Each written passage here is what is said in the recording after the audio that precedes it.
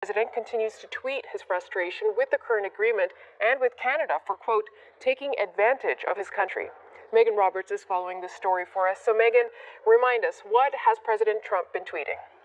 He repeated some of the same things that we've heard in the past, Natasha, saying that he loves Canada, proclaiming his love for the country, but also saying that the U.S. has been getting a raw deal at the hands of Canada.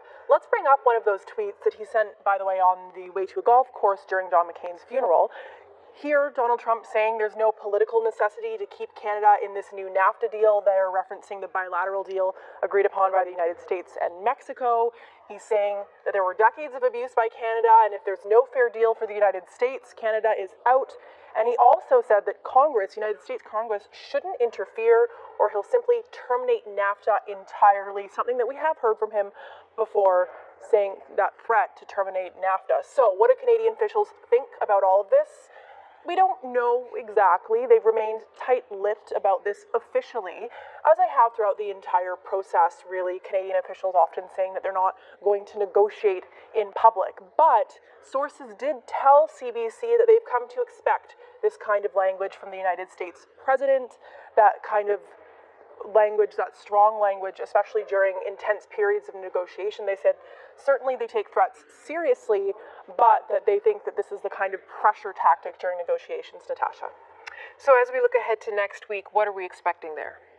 Well, the negotiations will continue on Wednesday between the United States, Canada, and Mexico to try to make that bilateral deal into a trilateral deal. So getting Canada back to that table to try to make something work for all three countries. In that tweet we were just talking about, Trump said that Canada was not politically necessary in this deal, but there are many perhaps, that would disagree with him. And one of those people is Richard Trumka. He is the president of the AFL-CIO, which is the largest federation of unions in the United States, and he says Canada is necessary for that deal. Let's listen to more. Our economies are integrated. In 3 countries in North America, the economy is pretty integrated. And it's pretty hard to see how that would work without having Canada in the deal. You said that the Mexican deal is closed. There's still a lot of work to be left to be done, even on the Mexican deal, Chris, because the language isn't drafted. We haven't seen whole chapters of the thing. We're anxious to move forward with it and anxious to have all 3 countries involved. Trumka, by the way, doesn't support NAFTA, wants a new deal.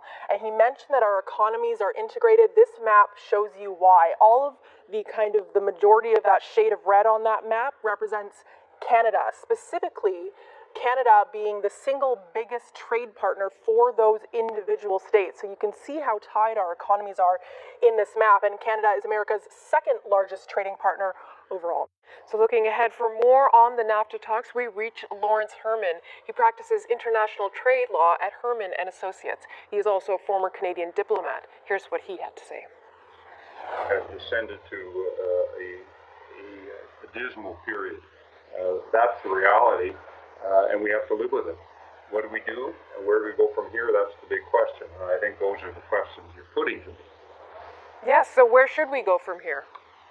Well, look, under normal circumstances, if you have those kinds of aggressive and frankly obnoxious statements by a party you're trying to do a deal with, trying to reach an agreement, showing bad faith in a major way, one of the options would be to walk away and just say we can't continue to negotiate under these kinds of circumstances with those sorts of threats, kind of take it or leave it proposition. But I don't think Canada can do that at this stage. Maybe at a later stage, but at this stage, I think we've got to go back to the negotiating table and see what can be done. Frankly, I'm not sure much can be done, but I think the government has to give it another try and see what happens. Okay, so sir, help me understand that. We're not in a position where Canada can walk away from the table, but you also don't think much is about to change, so what happens next? Well, I think we can try to see whether there is some meeting of the minds on some of the difficult issues. And if there isn't a meeting of the minds, and there doesn't seem to be any flexibility on the part of the United States, Canada will have to make some